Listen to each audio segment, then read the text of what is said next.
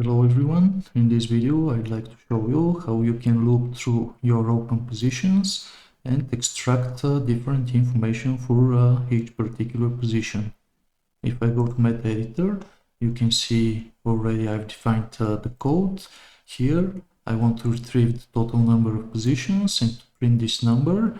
Next I'd like to loop through each position, select it by its ticket number, and I would like to access information about the symbol name and the ticket number.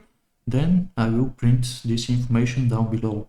And if I don't have currently open positions, I will print this statement right here.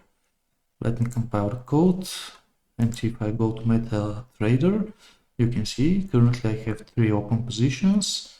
Let me run the script, and here under the export tabs, you can see total open positions are 3, each of them for the EURUSD symbol with different ticket numbers. Of course, you can extend your code to access additional information for each position, and usually you would like to make certain modifications or whatever you need depending on your trading algorithm.